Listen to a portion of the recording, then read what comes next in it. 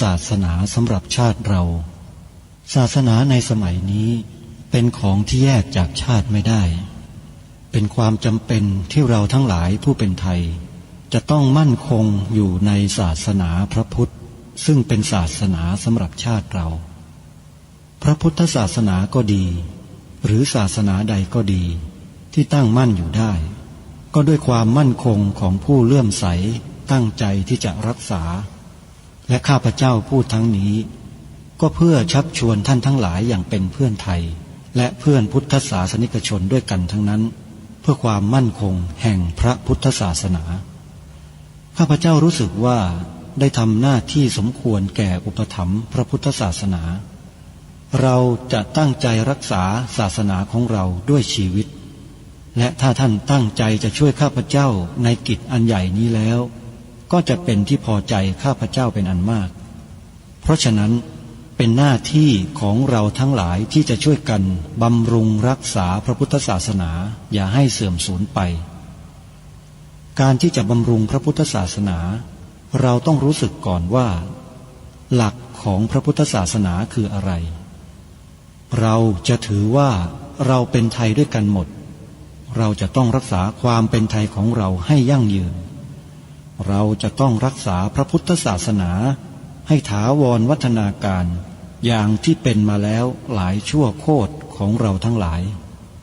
พระบรมราโชวาทของพระบาทสมเด็จพระมงกุฎเกล้าเจ้าอยู่หัวรัชกาลที่6พระบรมราโชวาทก็ดีพระราชนิพนธ์ก็ดีหรือพระบรมราชโองการของพระมหากษัตริย์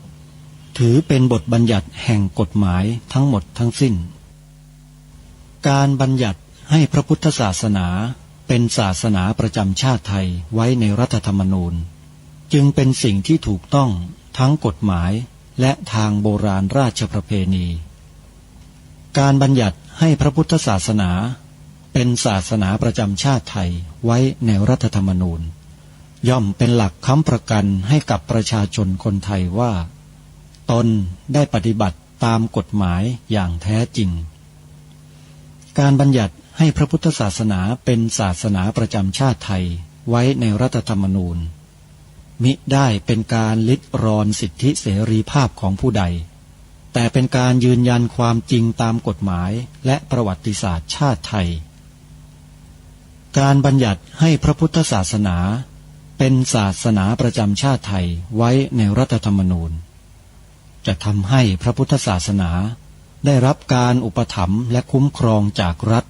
ดุจเดียวกันกับที่องค์พระมหากษัตริย์ทรงกระทำมาการบัญญัติให้พระพุทธศาสนาเป็นศาสนาประจำชาติไทยไว้ในรัฐธรรมนูญจะป้องกันพระพุทธศาสนาไม่ให้ถูกลัทธินิกายนอกศาสนากระทำการใดๆได้ด้วยอุบายต่างๆนานาการบัญญัติให้พระพุทธศาสนาเป็นศาสนาประจำชาติไทยไว้ในรัฐธรรมนูญจะทำให้สังคมไทยมีแต่ความสุขร่มเย็นเป็นธรรมทั้งต่อคนศาสนาอื่นและคนสัญชาติอื่นได้อย่างแท้จริงแต่ถ้าไม่บัญญัติให้พระพุทธศาสนาเป็นศาสนาประจำชาติไทยไว้ในรัฐธรรมนูญในอนาคตประเทศไทยจะต้องตกอยู่ในสถานะเดียวกันกับพื้นที่3 จังหวัดชายแดนภาคใต้อย่างแน่นอนพระบรมราโชวาทพระบาทสมเด็จพระเจ้าอยู่หัวในมหาสมาคมณพระที่นั่งอมรินทร์วินิจฉัยในพระบรมมหาราชวังโดยที่พระพุทธศาสนาเป็นศาสนาประจำชาติของเราทั้งตามความศรัทธาเชื่อมั่นของข้าพเจ้าเองก็เห็นเป็นศาสนาที่ดีศาสนาหนึ่งเนื่องในบรรดาสัจธรรมคำสั่งสอนอันชอบด้วยเหตุผลจึงเคยคิดอยู่ว่าถ้าโอกาสอำนวยข้าพเจ้าควรจะได้บวชสักเวลาหนึ่งตามราชประเพณีซึ่งจะเป็นทางสนองพระเดชพระคุณพระราชบูรพการีตามคตินิยมด้วยและนับตั้งแต่ข้าพเจ้าได้ครองราชย์สืบสันตติวงศ์ต่อจากสมเด็จพระเชษฐาธิราชก็ล่วงมากว่า10 ปีแล้วเห็นว่าน่าจะถึงเวลาที่ควรจะทำตามความตั้งใจไว้นั้นแล้วประการหนึ่งอ อันหนึ่งการที่องค์สมเด็จพระสังฆราชหายประชวรมาได้ในคราวประชวรครั้งหลังนี้ก่อให้เกิดความปีติยินดีแก่ข้าพเจ้ายิ่งนักได้มาคำนึงว่า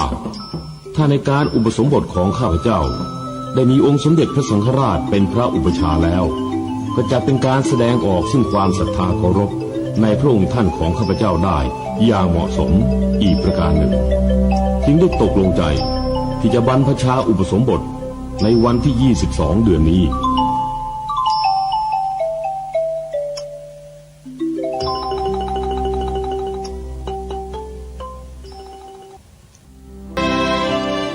ขอกราบถวายความนอบน้อมแด่พระรัตนตรัยถวายความเคารพพระมหาเถระพระเถรานุเถระทุกท่านขอความสุขความเจริญในธรรมจงบังเกิดมีแด่ท่านสาธุชน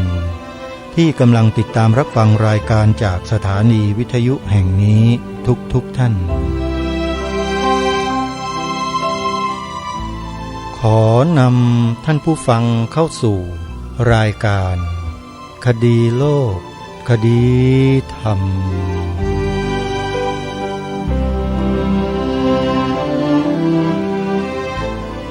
พบกันวันนี้วันแรม14 ค่ำเดือน6วันนี้ตรงกับวันพุธที่5 มิถุนายน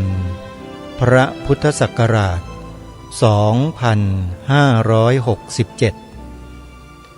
รายการคดีโลกคดีธรรมมีให้ท่านผู้ฟังติดตามรับฟังกันเป็นประจำทุกวันตั้งแต่เวลา 9 นาฬิกา 10 นาฬิกา 11 นาฬิกา 13 นาฬิกา 20 นาฬิกาและ 1 นาฬิกาทางสถานีวิทยุพระพุทธศาสนาแห่งชาติคลื่นต่างๆตามเวลาดังนี้เวลา 9 นาฬิกาสามารถรับฟังรายการคดีโลกคดีธรรมทางสถานีวิทยุพระพุทธศาสนาแห่งชาติประจำจังหวัดเชียงใหม่วัดหนองกายตำบลสันป่ายางอำเภอแม่แตงจังหวัดเชียงใหม่คลื่น FM 99.75 เมกะเฮิรตซ์และสถานีวิทยุพระพุทธศาสนาแห่งชาติประจำจังหวัดกาฬสินธุ์วัดอารามมงคลอำเภอยางตลาดจังหวัดกาฬสินธุ์คลื่น FM 89 เมกะเฮิรตซ์สถานีวิทยุพระพุทธศาสนาแห่งชาติประจำจังหวัดเลยวัดศรีอุดมวงศ์อำเภอวังสะพุงจังหวัดเลย FM 101.75 เมกะเฮิรตซ์คลื่น FM 101.75 เมกะเฮิรตซ์ในเวลา 10 นาฬิกาท่านสามารถรับฟังรายการนี้ได้ที่สถานีวิทยุพระพุทธศาสนาแห่งชาติประจำจังหวัดเลยคลื่นวัดป่าจริยธรรมตำบลนาดอกคำอำเภอนาด้วงจังหวัดเลยคลื่น FM 96.50 เมกะเฮิรตซ์และสถานีวิทยุพระพุทธศาสนาประจำจังหวัดสุพรรณบุรีคลื่น FM 100.25 เมกะเฮิรตซ์วัดสามชุกตำบลสามชุกอำเภอสามชุกจังหวัดสุพรรณบุรีเวลา 11 นาฬิกาสามารถรับฟังรายการนี้ได้อีกครั้งหนึ่งทางสถานีวิทยุพระพุทธศาสนาแห่งชาติประจำจังหวัดเชียงใหม่วัดฝายหินตำบลสุเทพอำเภอเมืองจังหวัดเชียงใหม่คลื่น FM 104.50 เมกะเฮิรตซ์เวลา 13 นาฬิกาท่านสามารถรับฟังรายการนี้ได้อีกครั้งหนึ่งทางสถานีวิทยุพระพุทธศาสนาแห่งชาติประจำจังหวัด101 วัดบ้านปลาคูนตำบลท่าหาดยาวอำเภอโพนทรายจังหวัด101คลื่น FM 104.50 เมกะเฮิรตซ์เวลา0 นาฬิกาหรือ24 นาฬิกาเที่ยงคืนท่านสามารถรับฟังได้อีกครั้งหนึ่งทางสถานีวิทยุพระพุทธศาสนาแห่งชาติประจำจังหวัดเชียงใหม่คลื่นวัดฝายหินตำบลสุเทพอำเภอเมืองจังหวัดเชียงใหม่ FM 104.50 เมกะเฮิรตซ์พร้อมด้วยเครือข่ายสถานีวิทยุพระพุทธศาสนาแห่งชาติอีกหลายคลื่นทั่วราชอาณาจักรและท่านยังสามารถรับฟังได้ทั่วโลกผ่าน YouTube 2 ช่องทางช่องทางแรกท่านสามารถรับฟังรายการนี้ได้ทาง YouTube ที่ช่องวัดฝายหินและอีกหนึ่งช่องทางก็คือช่อง YouTube ที่ใช้ชื่อว่าธรรมะที่พึ่งใจอันนี้อาตมาภาพไม่ทราบจริงๆว่าท่านผู้ใดเป็นเจ้าของท่านได้ทำการตัดต่อคลิปเสียงการออกอากาศรายการคดีโลกคดีธรรมไปทำเป็นวิดีโอแล้วก็โพสต์ลงใน YouTube ช่องของท่านธรรมะเพื่อใจญาติโยมขอเปลี่ยนชื่อนิดหนึ่งเมื่อกี้นี้เข้าใจผิดธรรมะเพื่อใจนะโยมนะพิมพ์ชื่อช่องแล้วก็เข้าไปดูรายการคดีโลกคดีธรรมได้หรือ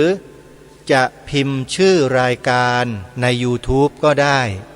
ท่านก็สามารถค้นหารายการคดีโลกคดีธรรมได้อย่างง่ายดายเข้าไปใน YouTube แล้วพิมพ์คำว่าคดีโลกคดีธรรมกราบขอบพระคุณท่านผู้อำนวยการสถานีวิทยุพระพุทธศาสนาแห่งชาติทุกๆคลื่นพร้อมด้วยคณะทีมงานที่ร่วมด้วยช่วยกันเผยแพร่แนวคิดของบรรพชนไทยที่ทางรายการได้อัญเชิญมาได้น้อมนำมาถ่ายทอดให้พวกเราในฐานะลูกหลานคนไทยได้ศึกษาเรียนรู้น้อมเข้าไปเป็นจิตสำนึกเพื่อปกปักรักษาความเป็นไทยของพวกเราร่วมกันรายการนี้ได้พยายามที่จะแนะแนวคิดที่ถูกต้องให้กับผู้คนในสังคมแล้วเชิญชวนท่านผู้ฟังทุกท่านได้มีส่วนร่วมใช้วาจาใช้วจีกรรมของเรานี่แหละสร้างความถูกต้องให้เกิดขึ้นในจิตใจของลูกหลานไทยของเราพวกเรามีลูกมีหลานด้วยกันทั้งนั้นเราอย่าปล่อยให้ลูกหลานเรา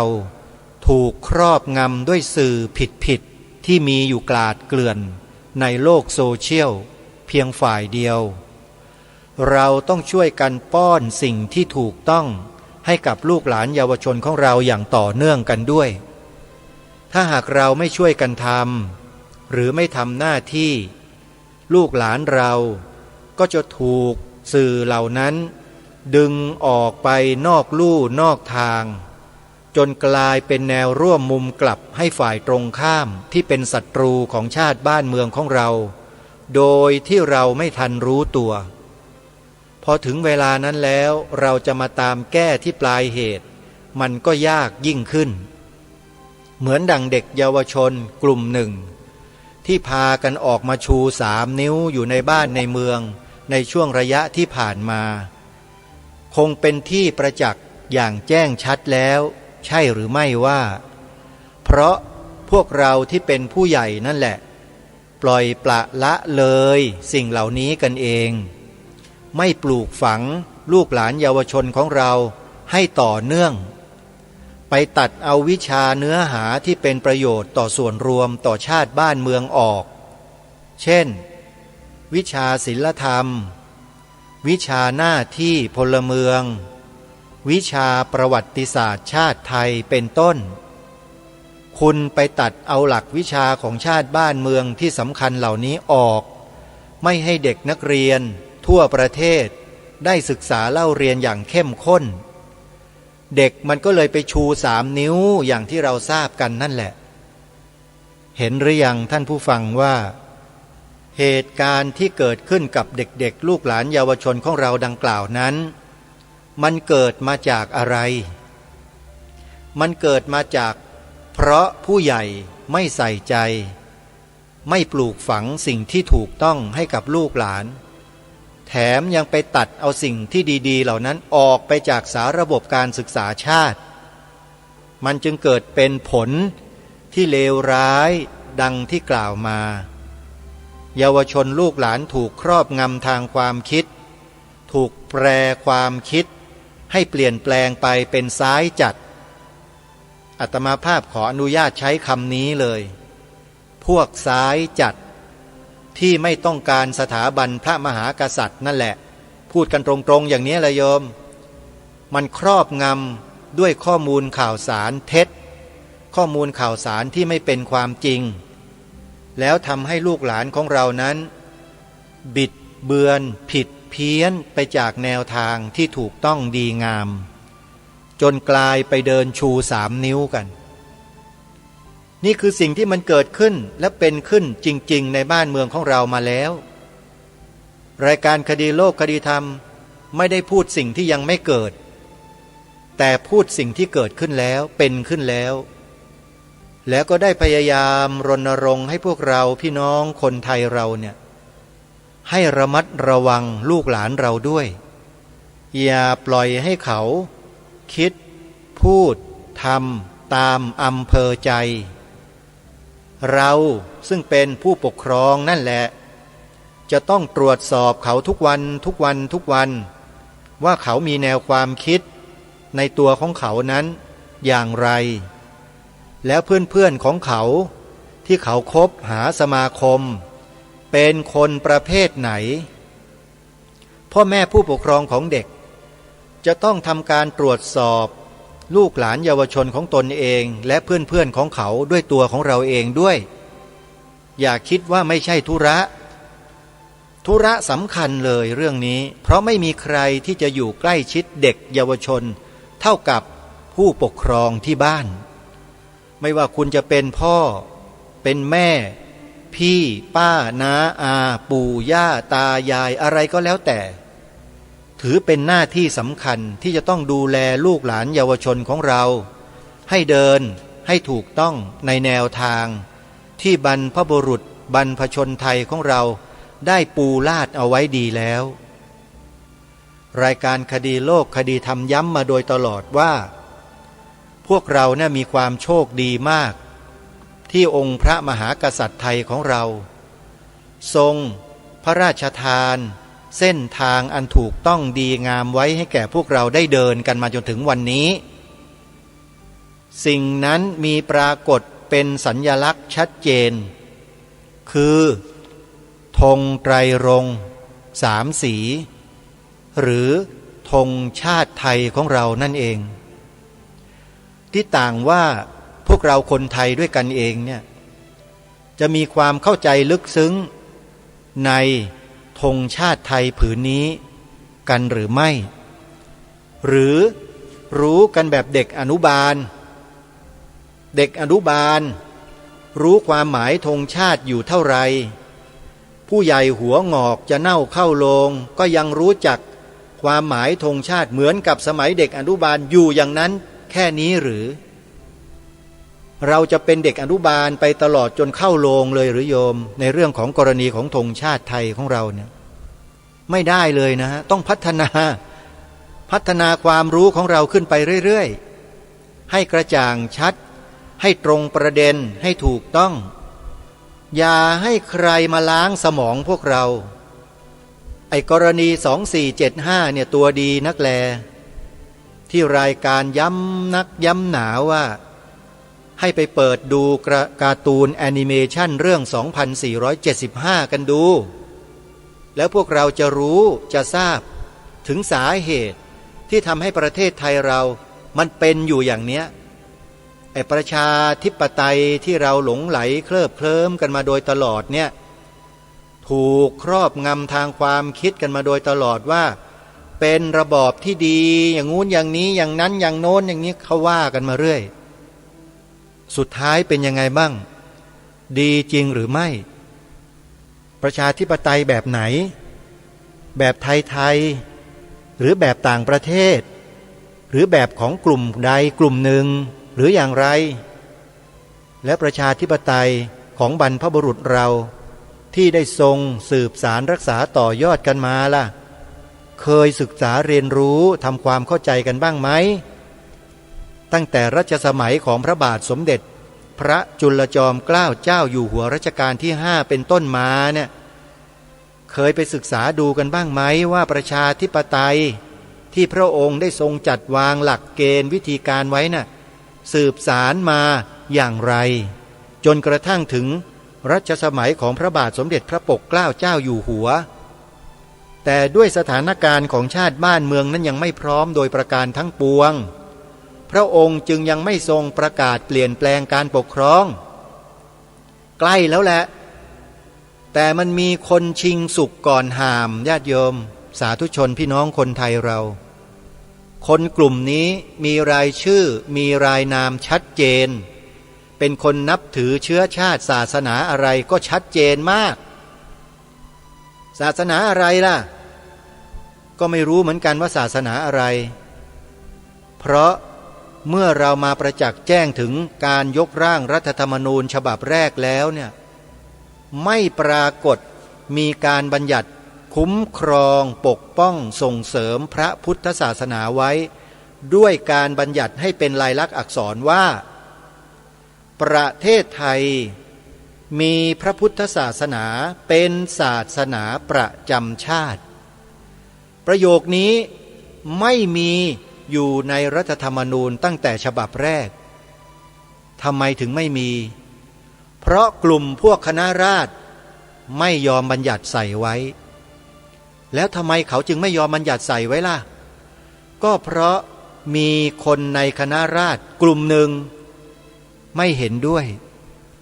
เอาแล้วกลุ่มนั้นเป็นกลุ่มไหนล่ะไปดูเอาเองโยมอาตมาไม่บอกพูดออกอากาศไม่ได้เดี๋ยวเขาจะหาว่ากล่าวร้ายป้ายสีหมิ่นประมาท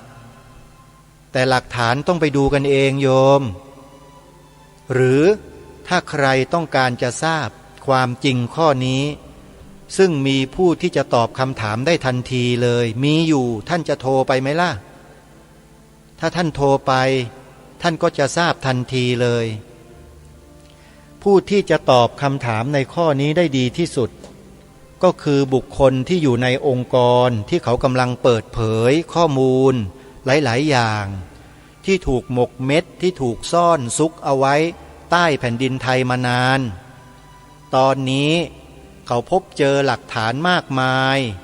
แล้วก็นำมาเผยแผ่นำมาตีแผ่ข้อมูลความจริงหลายต่อหลายประการถ้าใครสนใจจะเข้าไปสอบถามผู้ที่เป็นเจ้าขององค์กรดังกล่าวนี้สามารถโทรศัพท์เข้าไปได้ด้วยตัวของท่านเองทางรายการไม่อาจสามารถจะนำข้อมูลเหล่านั้นมาเผยแพร่ผ่านสื่อวิทยุต่างๆเหล่านี้ได้แต่แนะนำให้เราท่านทั้งหลายที่มีความสนใจในข้อมูลในเชิงลึกที่ไม่เคยได้ยินได้ฟังจากที่ไหนและก็ไม่เคยได้ยินจากหน่วยงานของรัฐที่จะนำมาตีแผ่ให้พวกเราได้รับรู้รับทราบไม่มีนอกจากเป็นภาคเอกชนเหล่านี้ที่มีจิตสำนึกมีความรักมีความหวงแหนต่อสถาบันชาติสถาบันพระพุทธศาสนาและสถาบันพระมหากษัตริย์ตามกฎหมายรัฐธรรมนูญมาตรา50วงเล็บ1เท่านั้นเราทำงานไปในทิศทางเดียวกันถึงแม้ว่าจะไม่ได้อยู่ร่วมองค์กรกันก็ตามแต่เราคือลูกหลานไทยเหมือนกันเพราะฉะนั้นคนที่มีแนวความคิดแนวทางในการทำหน้าที่ในลักษณะนี้ยังมีอยู่อีกเยอะแต่เราไม่จำเป็นจะต้องรวมกันนะไม่จำเป็นจะต้องรวมกันเราต่างคนต่างอยู่ต่างคนต่างทำหน้าที่อยู่ที่ไหนก็ได้ แต่ขอให้เป็นแนวทางหรือทิศทางที่เป็นไปในทางเดียวกันเพียงแค่นี้แหละท่านผู้ฟังเราก็สามารถที่จะร่วมด้วยช่วยกันขับเคลื่อนความถูกต้องความดีงามสิ่งที่บรรพชนเราสืบสารรักษาต่อยอดมาแต่โบราณจนถึงพวกเราปัจจุบันนี้ให้ต่อเนื่องร่วมกันต่อไปได้อยู่ที่ใจขอบอกว่าอยู่ที่ใจของเราใจเราสู้ไหมใจเรามีความมั่นคงไหมใจเรามีความเสียสละเพื่อส่วนรวมไหมเราต้องหมั่นถามจิตใจของเราเองเราเป็นนักปฏิบัติธรรมจริงหรือเปล่าถ้าเป็นนักปฏิบัติธรรมในพระพุทธศาสนาจริงการปฏิบัติมีเป้าหมายที่ชัดเจนคือขจัดความโลภความโกรธความหลงหรือพูดรวมๆก็คือขจัดความเห็นแก่ตัว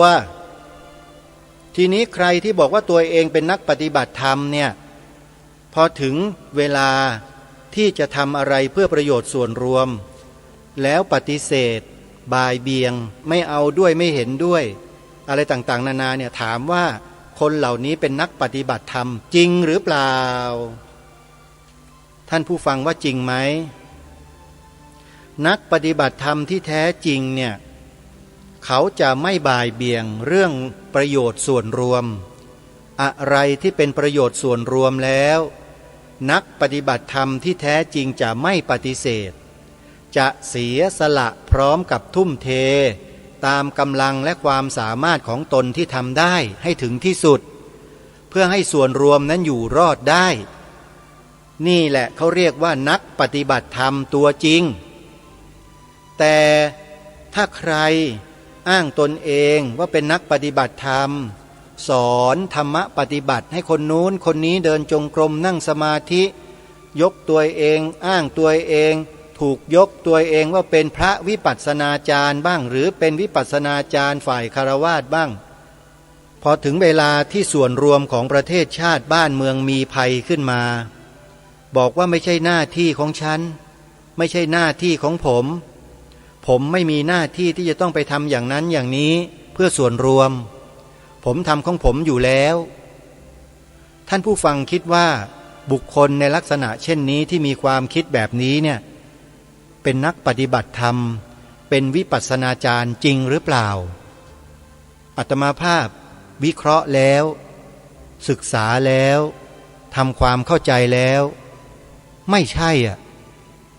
เพราะถ้านักปฏิบัติธรรมจริงเมื่อเขาขัดเกลาโลภะโทสะโมหะลงได้ในระดับหนึ่งแล้วเนี่ยไอโลภะโทสะโมหะเหล่านี้จะไม่มีพลังไม่มีอำนาจไม่มีอิทธิพลต่อจิตใจเขาเลยแต่มันจะมีอีกสิ่งหนึ่งผุดขึ้นมาแทนคือความเมตตาความกรุณาความมุทิตาความมีอุเบกขาอันนี้เป็นชุดที่หนึ่งที่เกิดขึ้นมีแล้วนะสองศรัทธาวิริยะสติสมาธิปัญญาจะเกิดขึ้นในใจเขาเป็นชุดที่สองแต่ก่อนจะถึงชุดที่สองเนี่ยมันมีอีกชุดหนึ่งเกิดก่อนอาตมาภาพข้ามไปนิดหนึ่งโยมกลับไปชุดที่สองชุดที่สองที่แท้จริงก็คือฉันทะวีริยะจิตตะวีมังสาเรียกว่าอธิปติสีเกิดขึ้นเป็นชุดที่สองแล้วก็พรหมวิหารสี่เมื่อสักครู่นี้เมตตากรุณามุทิตาอุเบกขาเกิดขึ้นเป็นชุดที่สามในใจของเขาถามว่าธรรมะสามชุดนี้เนี่ยถ้าเกิดขึ้นในใจของใครคนใดคนหนึ่งแล้วเมื่อเกิดเหตุการณ์ที่ส่วนรวมต้องการความเสียสละคนเหล่านี้เขาพร้อมที่จะเสียสละไหมโยมพร้อมไหมฮะนี่แหละเขาเรียกว่าเครื่องชี้วัดของความเป็นลูกหลานคนไทยบรรพบุรุษไทยเราเนี่ย มีธรรมะ3 ชุดนี้อยู่เต็มเปี่ยมหัวจิตหัวใจกันทั้งนั้นเลยท่านจึงได้ทุ่มเทและเสียสละชีวิตของท่านเพื่อปกปักรักษาประโยชน์ของส่วนรวมเอาไว้มาโดยตลอดทุกยุคทุกสมัยพอมาถึงยุคของเราบอกว่าเราไม่จำเป็นที่จะต้องไปทำอะไรแบบนั้นเราไม่จำเป็นที่จะต้องไปเรียนวิชาประวัติศาสตร์ชาติไทยเหมือนอย่างที่เคยเรียนกันมาแล้วเราไม่จำเป็นที่จะต้องไปศึกษาเรียนรู้วิชาศีลธรรมอีกต่อไปแล้ว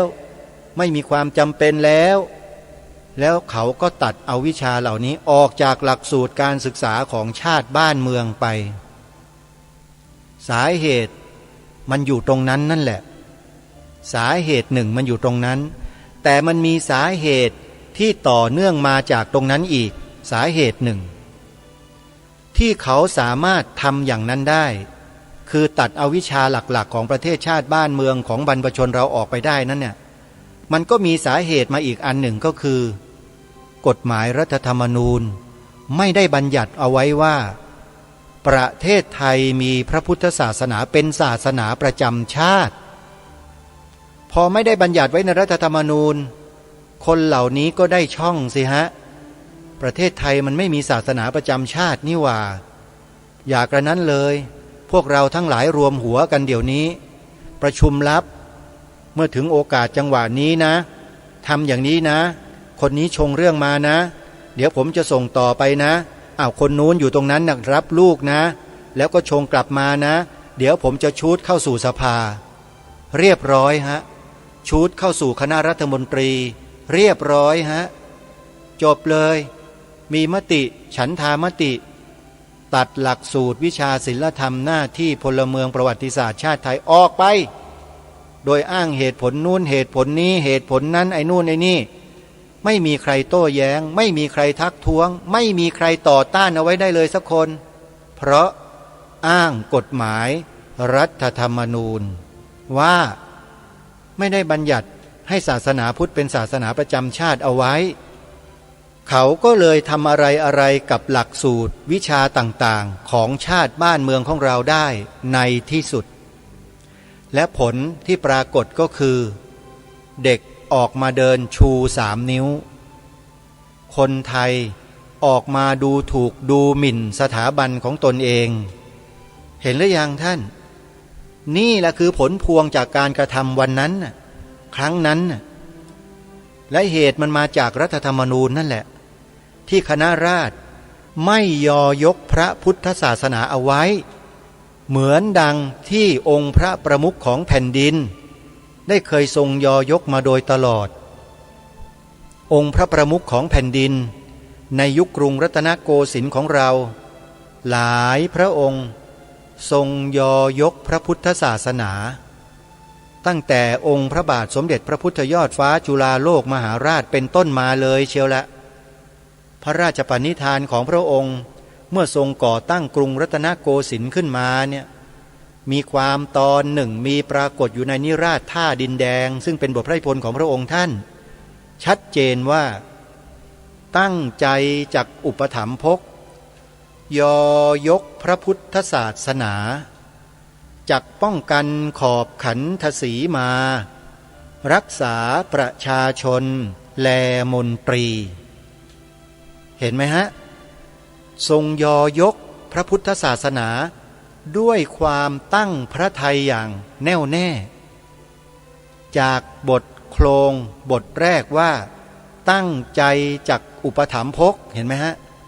พระองค์ทรงตั้งพระราชฤทัยเลยในการก่อตั้งกรุงรัตนโกสินทร์แห่งนี้ขึ้นมาพอต่อมารัชสมัยของพระบาทสมเด็จพระพุทธเลิศล่านภาลัยรัชกาลที่2พระองค์ทรงเป็นปราชญ์อีกพระองค์หนึ่งในวงขององค์พระมหากษัตริย์ไทยของเราทรงใช้พระหัตถ์ของพระองค์ท่านสลักลวดลายนูนต่ำเป็นบานหน้าต่างของวัดสุทัศน์เทพวรารามพระองค์ทรงมีฝีพระหัตถ์ยอดเยี่ยมที่สุดและประการสำคัญก็คือว่าพระองค์ท่านนั่นแหละทรงประกาศรื้อฟื้น วันวิสาขบูชาขึ้นมาเป็นวันบูชาที่เป็นพิเศษของชาติบ้านเมืองในวันขึ้น15 ค่ำเดือน 6ทำกันมาตั้งแต่รัชสมัยของพระองค์ท่านจนถึงวันพวกเราวันนี้เรียกได้ว่าพระองค์ท่านทรงเป็นผู้ริเริ่มให้มีการบูชาในวันวิสาขบูชาหรือพูดเป็นภาษาทางการก็คือทรงกำหนดให้วันวิสาขบูชาเป็นวันสำคัญของชาติบ้านเมืองมาตั้งแต่นั้นแล้วเราก็รักษาสืบสารต่อยอดกันมาจนถึงวันนี้ได้เห็นไหมฮะต่อมารัชสมัยของพระบาทสมเด็จพระนั่งเกล้าเจ้าอยู่หัวทรงมีพระราชศรัทธาในพระบวรพุทธศาสนาอย่างยิ่งยวดถึงขนาดว่าพระองค์ท่านได้ทรงยกพระราชบุตรพระราชธิดาถวายให้แก่พระเถระผู้ใหญ่รูปหนึ่งและพระเถระผู้ใหญ่รูปนั้นทรงลองพระราชฤทัยของพระองค์ท่านเมื่อเห็นว่าพระองค์ท่านทรงแน่วแน่ในพระรัตนตรัยอย่างมุ่งมั่นแล้วก็ถวายคืนพระราชบุตรพระราชธิดาให้แก่พระองค์ท่านนี่ทรงบำเพ็ญเป็นพระโพธิสัตว์ด้วยซ้ำไปตามคำเล่าลือนะฮะและในพระบรมวงศานุวงศ์นั้นเรียกขานพระนามท่านเมื่อครั้งสมัยเป็นสมเด็จเจ้าฟ้ามหาเจษฎาบดินทร์ว่าเป็นท่านเจ้าสัวผู้มั่งคั่งทำมาค้าขายกับต่างประเทศจนประเทศชาติบ้านเมืองมั่งคั่งและมั่นคงทางเศรษฐกิจและประการสำคัญที่เกี่ยวกับพระพุทธศาสนาก็คือพระองค์ท่านทรงสร้างวัดใหญ่ๆไว้ในกรุงรัตนโกสินทร์เนี่ยหลายต่อหลายวัดเลยแล้วก็พระราชทานทุนทรัพย์ของพระองค์ท่านส่งเสริมการศึกษาของพระภิกษุสงฆ์สามเณรอย่างมหาศาลเลยในยุคของพระองค์ท่านญาติโยมนี่คือเรื่องจริงและเมื่อครั้งที่พระองค์จะเสด็จสวรรคตก่อนจะเสด็จสวรรคตเนี่ยนะทรงมีพระบรมราชโองการผ่านมหาอมาตย์ราชมนตรีว่าที่สมุหกลาโหมไว้อย่างชัดเจนว่าให้ทุกท่านทุกคนพระบรมวงศานุวงศ์ทุกองค์จงพิจารณาดูเถิดว่าพระบรมวงศานุวงศ์พระองค์ใดที่จะทรงยอยกพระพุทธศาสนารักษาประเทศชาติบ้านเมืองไว้ได้อย่างดีก็อัญเชิญเสด็จขึ้นเสวยราชสมบัติเถิดและต่อมาพระองค์เจ้าฟ้าพระองค์หนึ่งก็ได้เสด็จขึ้นครองราชย์เป็นรัชกาลที่4ก็คือพระบาทสมเด็จพระจอมเกล้าเจ้าอยู่หัวรัชกาลที่4และพระองค์ก็ทรงรื้อฟื้นการศึกษาพระปริยัติธรรมการปฏิบัติกรรมฐานอย่างเข้มข้นในรัชสมัยของพระองค์ท่านจึงเป็นรัชสมัยหรือยุคที่ทำให้เกิดคณะสงฆ์ธรรมยุตติกานิกายขึ้นมาอีกหนึ่งคณะทำให้เกิดพระเถราจารย์ฝ่ายวิปัสสนาธุระโด่งดังไปทั่วทั้งโลกคือสายของหลวงปู่มั่นเห็นไหมฮะ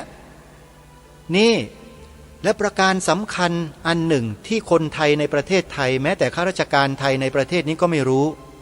ว่าพระองค์ท่านทรงมีประกาศไว้อย่างชัดเจนความตอนหนึ่งที่บ่งบอกถึงประเทศไทยว่าเป็นประเทศพระพุทธศาสนามีศาสนาพุทธเป็นศาสนาประจำชาติไทยนั่นก็คือความตอนหนึ่งที่มีปรากฏเป็นหลักฐานอยู่ในประชุมประกาศรัชกาลที่4เล่มหนึ่งว่าพระนครนี้เป็นถิ่นที่ของคนนับถือพระพุทธศาสนามาแต่เดิมไม่ใช่แผ่นดินของศาสนาอื่นคนที่ถือศาสนาอื่นมาแต่อื่นก็ดีอยู่ในเมืองนี้ก็ดีจะโทมนัสน้อยใจด้วยริษยาแก่พระพุทธศาสนาเพราะบูชาอันนี้ไม่ได้ด้วยไม่ใช่เมืองของศาสนาตัวเลยถ้าโทมนัสก็ชื่อว่าโลภล่วงเกินไปเพราะฉะนั้นตามกระแสพระราชดำรัสของพระองค์ท่านความตอนนี้เนี่ยจึงเป็นเครื่องยืนยันอย่างชัดเจนกับพวกเราคนไทยว่า พระองค์ท่านทรงประกาศไว้อย่างสมบูรณ์แบบเรียบร้อยแล้วว่าประเทศไทยมีพระพุทธศาสนาเป็นศาสนาประจำชาติเท่านั้นยังไม่พอสิ้นรัชสมัยของพระองค์ท่านขึ้นสู่รัชสมัยของพระบาทสมเด็จพระจุลจอมเกล้าเจ้าอยู่หัวรัชกาลที่5ทีนี้กรุงรัตนโกสินทร์ของเราในรัชสมัยของรัชกาลที่5เนี่ยแหละญาติโยมเป็นต้นยุคแห่งการเปลี่ยนแปลงอะไรต่างๆมากมายในประเทศของเราพระองค์ท่านเสด็จพระราชดำเนินประพาสยุโรปเพื่อทรงศึกษากิจการงานในต่างประเทศหลายต่อหลายประเทศและพระองค์ท่านก็ได้ทรงนำความรู้เหล่านั้นเนี่ยมาทำการประยุกต์เพื่อจะนำมาเป็นแบบแผนบางอย่างในการใช้พัฒนาประเทศของพระองค์ท่านจึงมีแนวพระราชดำริส่งพระราชบุตรทั้งหลายของพระองค์ไปศึกษาต่อยังประเทศในยุโรปมากมายหลายพระองค์แล้วหนึ่งในนั้นก็คือรัชทายาทพระองค์ต่อไปที่จะขึ้นครองราชย์เป็นพระเจ้าอยู่หัวรัชกาลที่6เจ้าฟ้ามหาวชิราวุธญาติโยมสาธุชนทุกท่านเมื่อเอ่ยถึงพระนามของพระองค์ท่านรัชกาลที่6แล้วเนี่ยท่านที่ติดตามรับฟังรายการคดีโลกคดีธรรมมาโดยตลอดก็คงจะทราบเป็นอย่างดีว่ารายการนี้มีความเคารพมีความศรัทธาในพระราชจริยวัตรแนวพระราชดำริของล้นเกล้ารัชกาลที่6อย่างมากจึงได้อัญเชิญบทพระราชนิพนธ์เทศนาเสือป่าของพระองค์ท่านเนี่ยมาอ่านออกอากาศหลายต่อหลายครั้งแล้วและเมื่อครั้งล่าสุดเนี่ยเปิดถึง2 รอบเลยโยมเพราะเห็นว่าเพราะมีความมั่นใจว่าถ้าพวกเราพี่น้องคนไทยทุกฝ่ายทุกระดับชั้นได้ดำเนินรอยตามบทพระราชนิพนธ์เทศนาเสือป่าของพระองค์ท่านในฐานะที่เป็นผู้นับถือพระพุทธศาสนาแล้วเนี่ยประเทศชาติบ้านเมืองของเรามั่นคงยิ่งกว่าแต่ก่อนมามากมายเลยทีเดียวนี่คือสิ่งที่สามารถพิสูจน์ร่วมกันได้นะลองดูสิฮะท่านผู้หลักผู้ใหญ่ที่อยู่ในบ้านเมืองนี้ไม่ว่าจะเป็นฝ่ายบรรพชิตหรือฝ่ายคฤหัสถ์ก็ตามลองมาศึกษาดูบทพระราชนิพนธ์เทศนาเสือป่าให้อย่างละเอียดลึกซึ้งดูสิแล้วท่านจะทราบถึงแนวพระราชดำริในพระราชฤทัยของพระองค์ท่านชัดเจนและสิ่งที่พระองค์ได้ทรงสร้างด้วยพระหัตถ์ของพระองค์เองฝากไว้ให้แก่พวกเราจนถึงวันนี้เนี่ยพวกเราคิดกันยังไงสนใจใส่ใจกันมากน้อยเพียงใดเอาใจใส่กันไหมคิดจะสืบสารรักษาต่อยอดแนวพระราชดำริของพระองค์พระราชสมบัติอันล้ำค่าของพระองค์ที่พระราชทานไว้ให้แก่ปวงชนชาวไทยของเรานี้ต่อไปหรือไม่รายการคดีโลกคดีธรรมสำนึกในพระมหากรุณาธิคุณของพระองค์ท่านเป็นล้นพ้นจริงๆที่มีพระราชศรัทธาเป็นล้นพ้นเนี่ย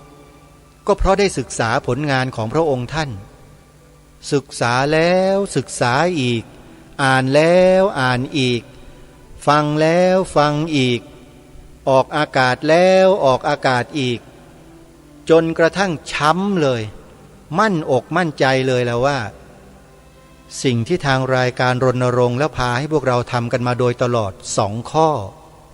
รวมถึงข้อที่3ด้วยเนี่ยทั้ง3 ข้อเนี่ยโยมท่านผู้ฟังฮะมีประโยชน์ด้านความมั่นคงของประเทศชาติบ้านเมืองของเราอย่างแน่นอนและถูกตรงด้วยนั่นก็คือข้อที่1ให้ช่วยกันรณรงค์สอนลูกสอนหลานเยาวชนของเราว่าพระพุทธศาสนาเป็นศาสนาประจำชาติไทยของเราข้อที่2สอนลูก สอนหลานเยาวชนนักเรียนของเราให้ตลอดเหมือนกันถูกต้องตรงกันว่าสีขาวในธงชาติไทยหมายถึงพระพุทธศาสนาเท่านั้นนี่คือแนวพระราชดำริของพระองค์นะถ้าใครจะมาโต้แย้งโต้เถียงคัดค้านต่อต้านเนี่ยระวังตัวไว้ด้วยเดี๋ยวจะกลายเป็นอะไรไปนะอันนี้เตือนด้วยความหวังดีนะอย่าบิดเบือนนะเดี๋ยวโดนนะไม่ได้ขู่นะเอาจริงนะโยมรายการเนี้ยนะข้อที่3ขึ้นทะเบียนเขียนใบสมัครปฏิญาณตนเป็นพุทธมามกะตลอดชีวิตตามรอยเบื้องพระยุคลบาท3ข้อนี้แหละที่จะสร้างความมั่นคงให้กับประเทศชาติบ้านเมืองไทยของเราตลอดชั่วกาลปวสานสมดังที่องค์พระบาทสมเด็จพระมงกุฎเกล้าเจ้าอยู่หัวตรัสแสดงไว้ในเทศนาเสือป่าท่านสาธุชนผู้ฟังทุกท่านมาสู่ช่วงท้ายของรายการแล้วทางรายการมีความปรารถนาที่จะให้พวกเราในฐานะที่เป็นคนไทยด้วยกันเนี่ยเข้ามาศึกษาเรียนรู้พระราชนิพนธ์เทศนาเสือป่ากันเถิดแล้วเราจะเข้าใจอะไรในบริบทของสังคมไทยของเราที่ถูกต้องตรงกันได้อย่างแน่นอนแต่ถ้าเราไปศึกษาตำรับตำรางานเขียนของพวกนักวิชาการสมัยนี้นะเราไปศึกษาดีแต่ไปอ่านดีแต่ไปฟังเขาอยู่เนี่ยมันก็จะไหลไปตามสิ่งที่เขาเขียนเขาอ่านเขาพูดอยู่นั่นแหละก็เข้าไม่ถูกช่องไม่ถูกทางกันสักทีหนึ่งเพราะมัวแต่ไปดูไปฟังพวกนักวิชาการหิวแสงบางคนอยู่นั่นเองแล้วก็เกิดอะไรเกิดการทะเลาะเบาะแว้งกันเกิดความแตกแยกกันอยู่นั่นแหละนี่ขององค์พระมหากษัตริย์ไทยของเรานี่ที่ไม่ได้ก่อให้เกิดความแตกแยกกับใครเลยมีแต่ความรู้ความรักความสามัคคีทั้งนั้นแต่ถ้าใครมันคิดจะทำให้เกิดความแตกแยกเพราะการที่เราหันมาศึกษาเรียนรู้มาเผยแพร่ผลงานพระราชนิพนธ์เทศนาเสือป่าของพระองค์แล้วก็ไอ้พวกนั้นแหละพวกสร้างความแตกแยกตัวจริงใครปฏิเสธสิ่งเหล่านี้คือผู้สร้างความแตกแยกเบื้องต้นขอกล่าวหาเลยนะฮะนี่คือสิ่งที่ทางรายการย้ำมาโดยตลอดและก็จะย้ำอยู่เช่นนี้ตลอดไปท่านผู้ฟังอย่าเพิ่งเบื่ออย่าเบื่อประเทศตัวเองนะสิ่งที่อัญเชิญมานี่คือประเทศไทยนะโยมท่านผู้ฟังฮะครูบาอาจารย์ที่เคารพสิ่งที่รายการนี้อัญเชิญมากล่าวให้ฟังมาอธิบายขยายให้ฟังมาเชิญชวนรณรงค์ให้ช่วยกันทำเนี่ยคือประเทศชาติบ้านเมืองของเรานะไม่ได้หมายถึงคำพูดของใครคนใดคนหนึ่งที่ลอยไปลอยมาตามกระแสไม่ใช่นะนี่คือหลักของประเทศของเรานะเพราะฉะนั้นใครจะมาบิดเบือนหลักการของประเทศของเราอย่ายอมฮะอย่ายอมสิยอมได้ยังไงพอเขาพูดข่มขู่นิดๆหน่อยๆก็กลัวรนรานกันหมดแล้วมันจะไปรักษาประเทศชาติบ้านเมืองเอาไว้ได้ยังไงขี้ขลาดตาขาวก็ตั้งแต่อยู่ในมุ้งยังไม่ตื่นเลยอะนี่ไงคือสิ่งที่ทางรายการกลัวเหลือเกินว่ากลัวคนไทยเราเนี่ยจะหลงทิศหลงทางไปหลงเชื่อเขาไอ้วาทกรรมทั้งหลายทั้งปวงที่มันมีอยู่ณขณะนี้ในโลกโซเชียลก็เพียบเลยนี่ฮะของจริงอยู่ที่นี่คือพระราชนิพนธ์เทศนาเสือป่าอ่านกันให้เยอะๆอ่านกันด้วยวินิจวิเคราะห์อย่าอ่านกันแบบเลยลอยๆไม่ได้ต้องศึกษาวิเคราะห์ให้ดีแล้วนำมาถ่ายทอดให้ลูกหลานเยาวชนของเราให้มากที่สุดให้เขาได้เกิดจิตสำนึกขึ้นมาให้ได้นี่แหละคือการแก้ปัญหาทั้งหลายทั้งปวงในชาติบ้านเมืองได้จริงด้วยสิ่งนี้สิ่งอื่นไม่ใช่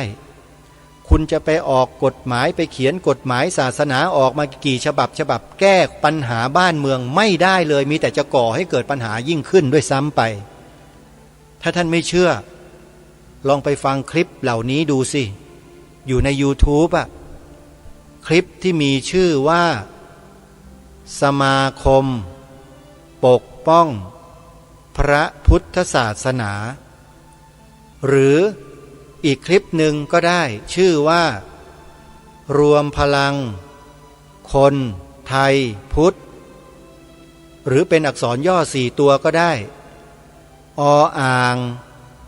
ปอปลาพอพานสอเสือดูแล้ววิเคราะห์ให้ดีอย่าเพิ่งเชื่ออย่าเพิ่งตัดสินใจดูไปยาวๆดูไปเรื่อยๆถ้าเป็นไปได้จะให้ดีย้อนกลับไปดูของเดิมด้วยอย่าไปดูแต่วันนี้ดูวันนี้มันไม่รู้หรอกว่าที่มาที่ไปเป็นยังไงต้องกลับไปดูนู่นคลิปแรกๆที่เขาพูดกันไว้นู่นแล้วก็ไล่มาดูเรื่อยๆแล้วเราจะเข้าใจเพราะมันมีวิวัฒนาการของมันอยู่แต่ถ้าเรามาดูตอนนี้วันนี้เดี๋ยวนี้ดูแล้วไม่เข้าใจหรอกเผลอแถมจะไปว่าเขาอีกว่าเป็นพวกอะไรพวกสร้างความแตกแยกพวกกระต่ายตื่นตูมเนี่ยไอ้พวกประเภทโลกสวยนะมันชอบพูดแบบนี้แหละโยมสังเกตดูให้ดีนะอาตมานี่เจอมาเยอะคนพวกนี้แต่ก็ไม่มีความหมายสำหรับอาตมาอยู่แล้วคนพวกนี้ไม่ได้ให้ค่าเลยด้วยสิ่งที่เราทำเนี่ยมีค่ามากกว่าคำพูดของคนเหล่านั้นเยอะมากมายมหาศาลอย่าไปยี่ระกับคำพูดของคนพวกนั้นนักสร้างวาทกรรมทั้งหลายนะโยมนะเอาละท่านสาธุชนวันพรุ่งนี้เดี๋ยวมาพบกันใหม่วันนี้เวลาของรายการหมดต้องขอสมมุติยุติไว้แต่เพียงเท่านี้ก่อนขอความสุขความสวัสดีในธรรมแห่งองค์สมเด็จพระบรมศาสดาสัมมาสัมพุทธเจ้าจงปรากฏเกิดมีขึ้นในจิตใจของท่านผู้ฟังทุกท่านทุกคนเทินขอ